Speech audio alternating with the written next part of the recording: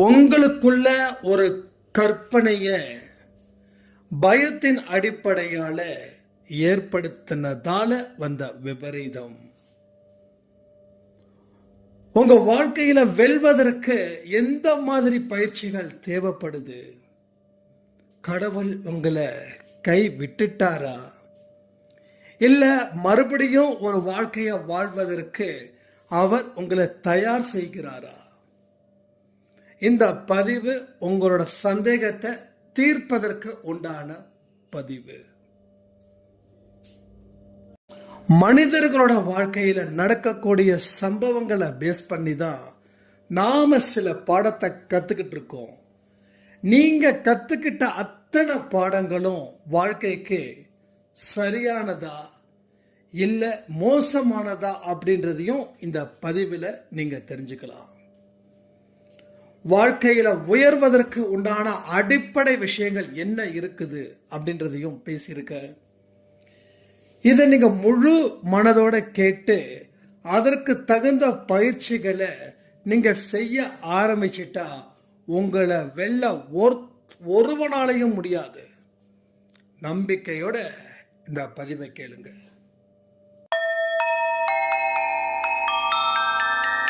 ஓம் சாயிரா சாயிரா, ஓம் சாயிரா சாயிரா, ஓம் சாயிரா சாயிரா, அன்பே சாயிரா, பேரன்பே சாயிரா, அகிலம் தளிக்க ஆத்மா விழிக்க அனுதினம் சாயிரா, எங்கள் அன்பே சாயிரா.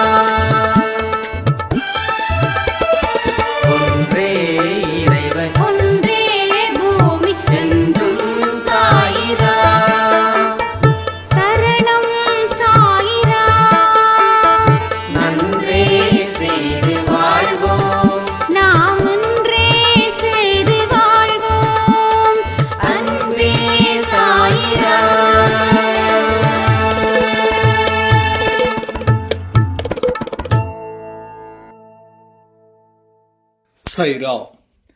என் உயிரின் உயிரானவர்களே, வாழ்க்கை அப்படின்றது கொண்டாட்டத்துக்கு மட்டுமே. ஆனந்தமான நிலையில நம்ம மனசை என்னைக்கு வச்சிருக்கோமோ அன்னைக்கு தான் நம்ம வாழ்க்கைய வாழ்வதற்கு உண்டான நாள். அந்த நாளுக்காக தான் எல்லா மனுஷங்களும் இங்க போராடுறாங்க. தான் சந்தோஷமா இருக்கணும் அப்படின்னு மனுஷன் செய்யக்கூடிய அத்தனை செயல்களிலும் அதன் மூலமா ஏற்படக்கூடிய விளைவுகளை பொறுத்து தான் அவன் சந்தோஷம் அடைஞ்சானா சந்தோஷம் அடையலையா அப்படின்னு. நானும் பல பேர்கிட்ட எதிர்பார்க்கிறேன், இவங்க சந்தோஷமா இருக்காங்களா, இவங்க ஆனந்தமா இருக்காங்களா, இவங்க நிம்மதியா இருக்காங்களா அப்படின்னு. ஆனா அப்படி எதிர்பார்த்த இடத்துல எங்கேயுமே எனக்கு ரிசல்ட் கிடைக்கல. இதுல என்ன ஒரு ப்ராப்ளம் இருக்குது அப்படின்னு ரொம்ப டீப்பா திங்க் பண்ணோம் அப்படின்னா, ஒரு மனுஷனும் தனக்கு இது நடக்கிற வரைக்கும் நான் சந்தோஷத்தை, ஆனந்தத்தை, நிம்மதிய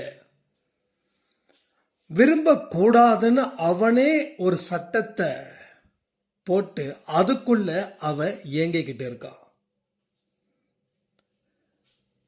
அப்போ இது மிகப்பெரிய ஒரு தப்பான வழிய காட்டுது அப்படின்றத அவனால அதை புரிஞ்சிக்கவே மாட்டேங்கிறான். என் வாழ்க்கையில இது ஒன்று நடக்கல, இது என்னைக்கு நடக்குதோ அப்பதான் என்னால சந்தோஷமா இருக்க முடியும் அப்படின்னு அவன் அதை மட்டுமே ஃபோக்கஸ் பண்றான். அது நடக்கிறதுக்கு முன்னாடி வேற ஒரு பிரச்சனைகளும் அவனுக்கு ஸ்டார்ட் ஆகுது. அப்போ ஒரு இடத்துலையும் அவன் என்ன பண்றான்னா தோல்வியை மட்டும்தான் சந்திக்கிறான். தோல்விக்காகவே அவன் தனக்குன்னு ஒரு சட்டத்தை போட்டு அதில் அவன் இயங்குறான்.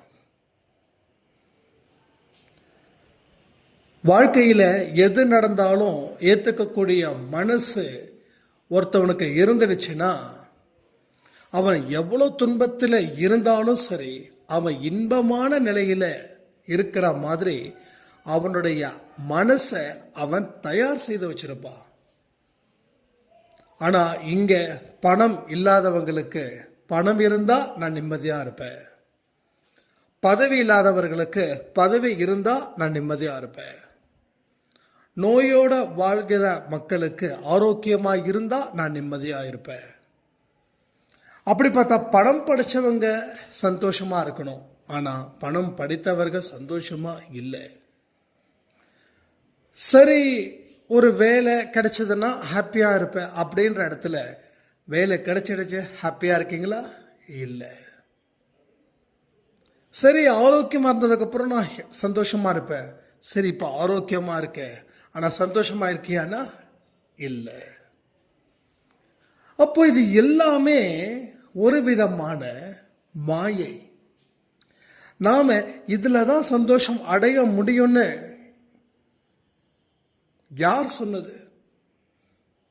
நம்மளா ஒரு விஷயத்தை உருவாக்கி அதுக்குள்ள இருக்கக்கூடிய சித்திரவதைகளை நமக்கு நாம கொடுத்துக்கிட்டோம்.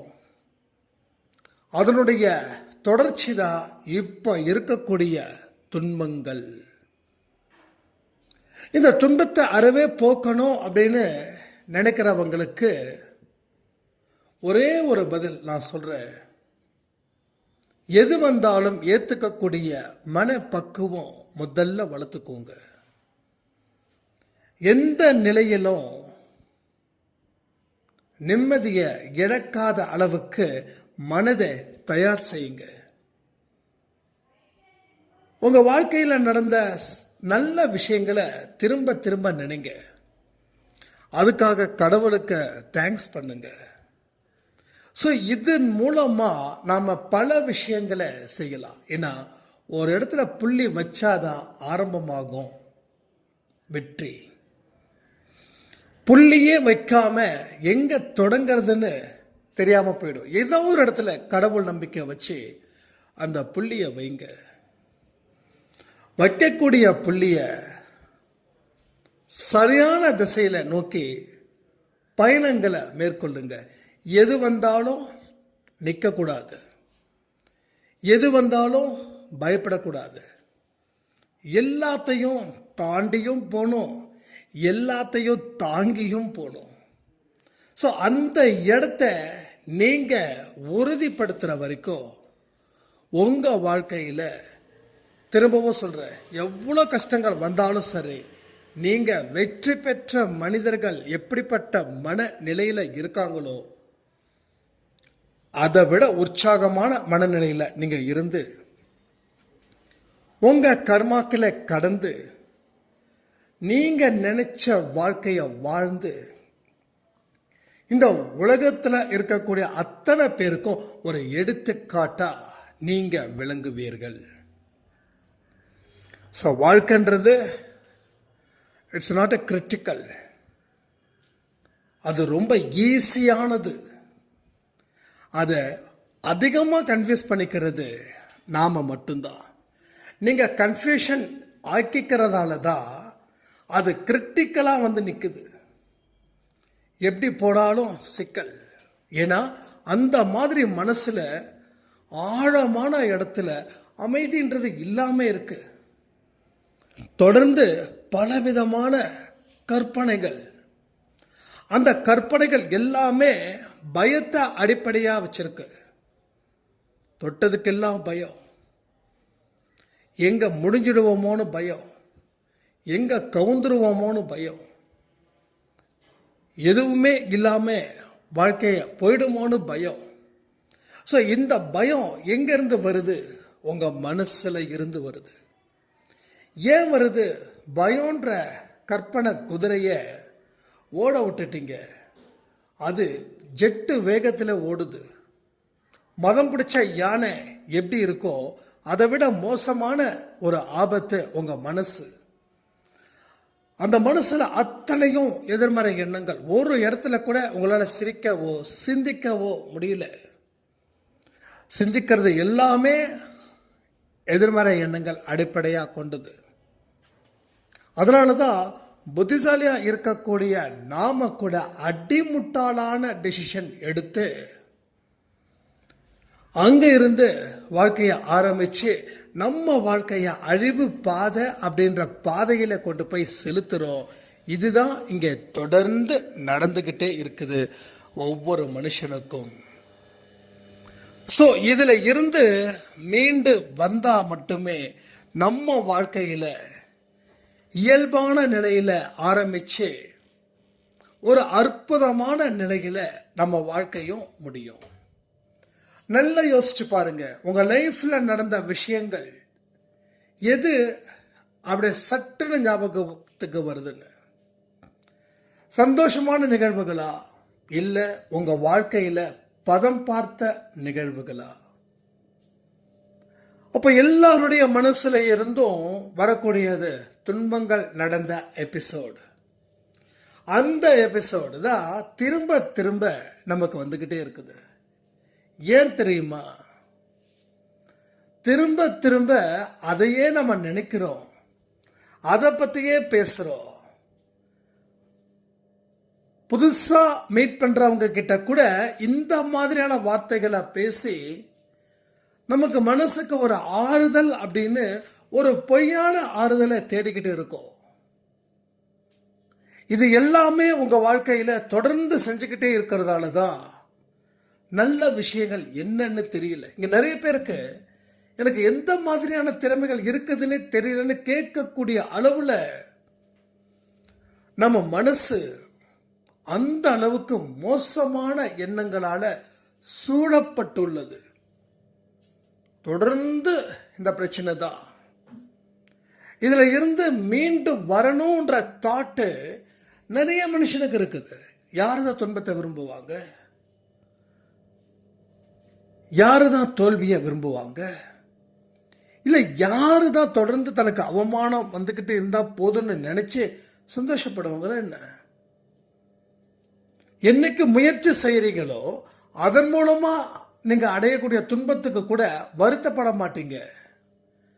ஆனால் முயற்சியே செய்யாமல் எந்த ஒரு உழைப்பையும் கொடுக்காம எந்த விதமான ஒரு நகர்வுகளும் இல்லாமல் நீங்கள் ஒரே இடத்துல இருக்கும்போது தான் உங்கள் துன்பங்கள் இன்னமும் படு பயங்கரமாக உங்களை வந்து தாக்குது. ஒரு இடத்துல புயல் வருது, அப்போ கவர்மெண்ட் சொல்கிறாங்க இந்த இடத்துல இருக்காதீங்க, இது ஆபத்தை கொடுக்கும் அப்படின்னு. அப்போது எல்லா மனுஷங்களும் உயிருக்கு பயந்து எந்த இடம் பாதுகாப்பான பகுதியோ அந்த இடத்துக்கு போகிறது தானே நேச்சுரல். இதை சொல்லிக் கொடுக்கணுமா? இல்லை, அந்த சேஃபான இடத்துக்கு போகிறதுக்கு எனக்கு பயமாக இருக்குது, அதனால் இந்த இடத்துல நிற்கிற புயல் வந்தால் பார்த்துக்கலாம் அப்படின்ற தாட்டு உங்களுக்கு வந்துடுச்சுன்னா உங்களால் ஒரு சரியான முடிவை எடுத்ததா நினைக்க முடியுமா? கமெண்ட் பண்ணுங்க. அப்போ ஆபத்தான பகுதி நம்ம இருக்கிறது. அப்போ ஆபத்து இல்லாத பகுதிக்கு தேடி போனாதான் இந்த ஆபத்து நம்மளை தாக்காது. இதை புரிஞ்சுக்காம நாம அதே இடத்துல நிற்கிறோம். மேலும் மேலும் துன்பத்தை 2 மடங்கு 3 மடங்கு 4 மடங்கு 10 மடங்கு ஆகிக்கிட்டு இருக்கோம்.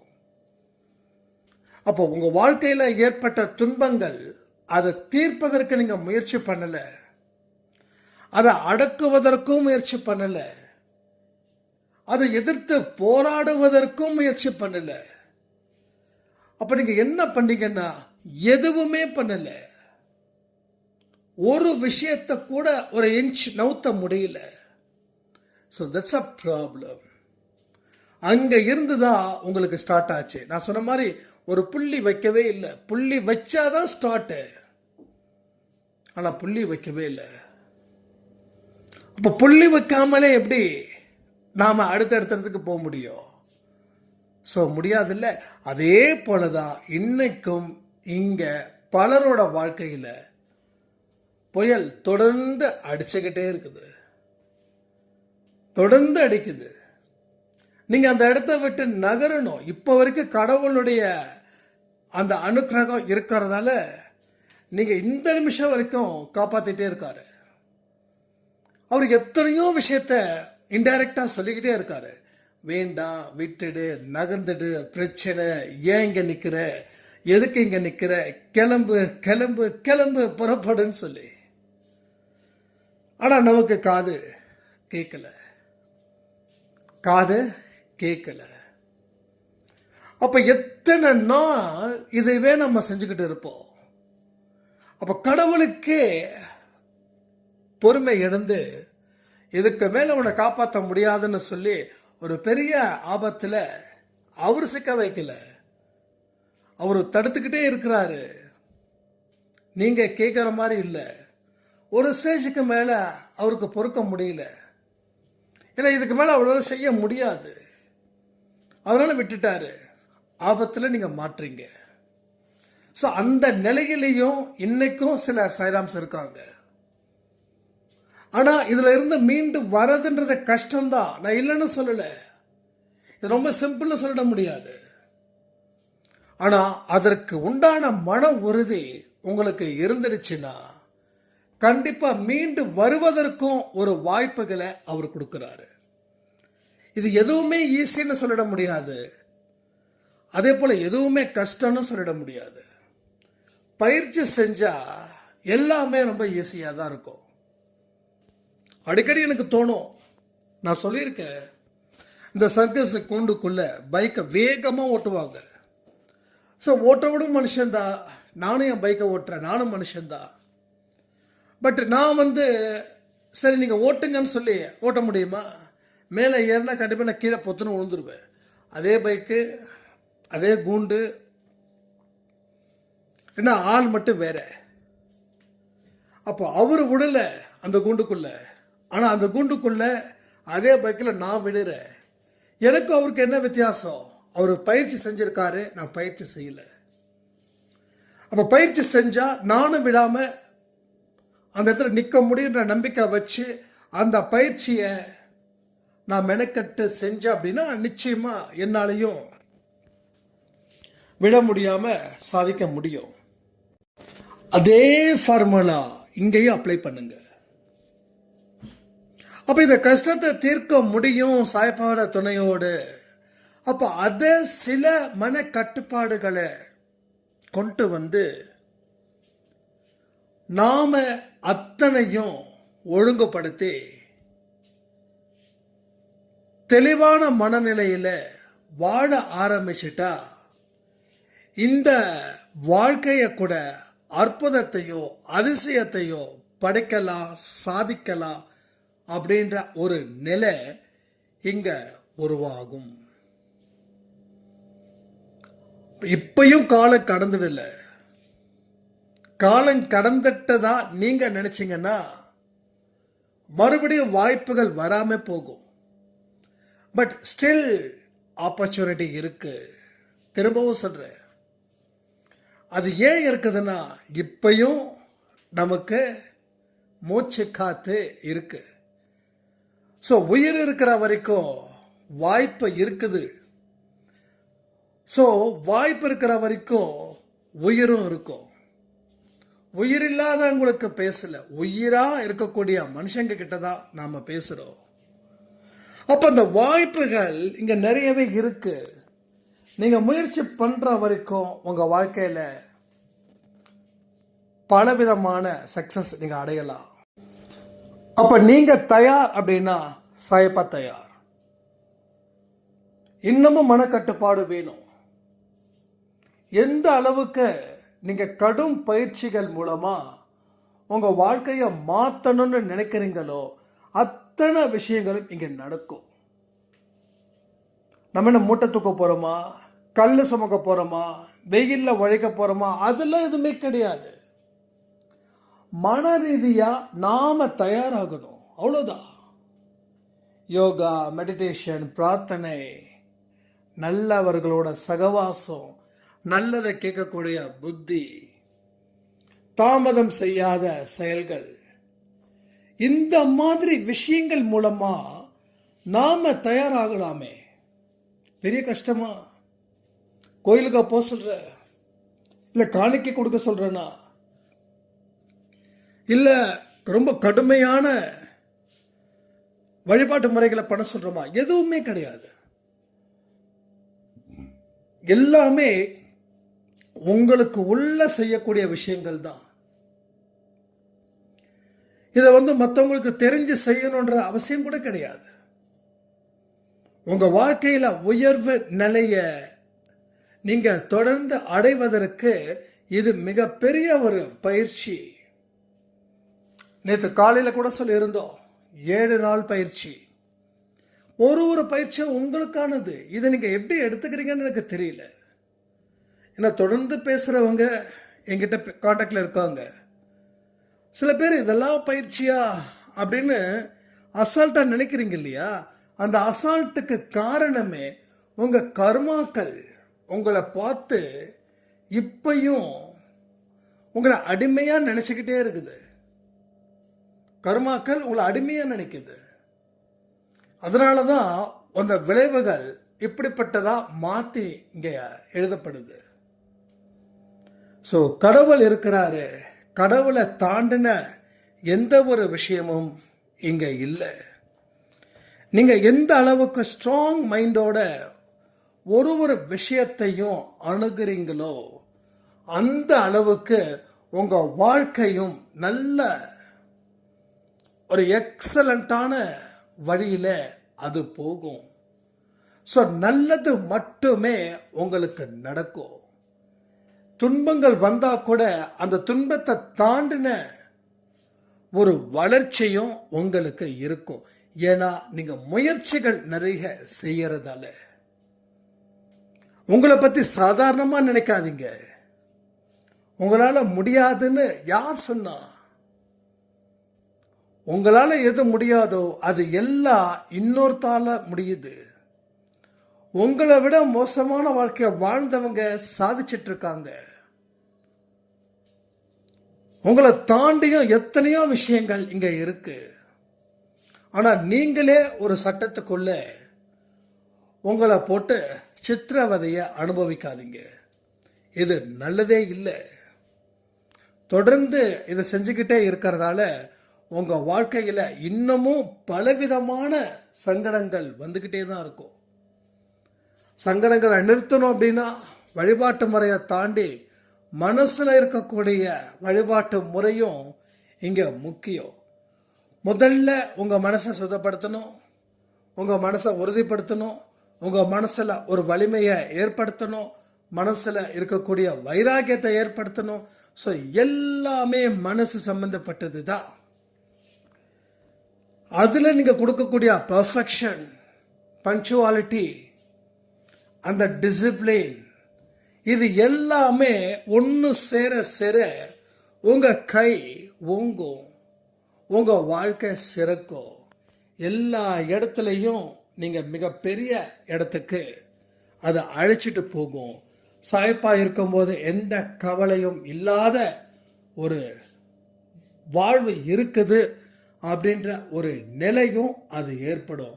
அந்த இடத்துக்கு நீங்கள் போகணும்னு அன்பே சாயில இருக்கிற அத்தனை பேருக்கும் நான் சொல்கிறேன்.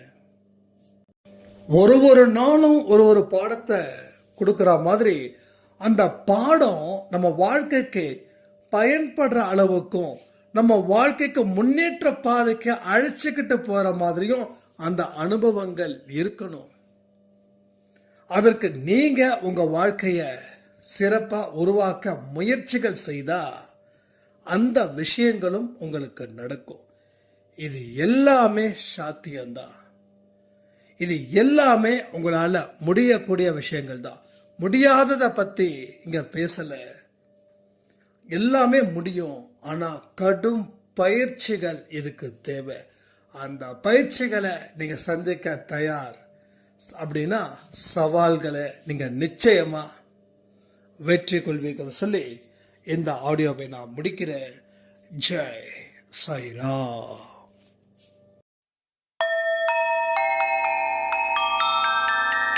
ஓம் சாயிரா. ஓம் சாய். சாயிராம் சாயிராம் ஓம் சாயிராம் சாயிராம் அன்பே சாயிராம் பேரன்பே சாயிராம் அகிலம் தளிக்க ஆத்மா விழிக்க அனுதினம் சாயிராம் எங்கள் அன்பே சாயிராம் ஒன்றே இறைவன் ஒன்றே பூமிக்கென்றும் சாயிராம் சரணம் சாயிராம் நன்றே சேரு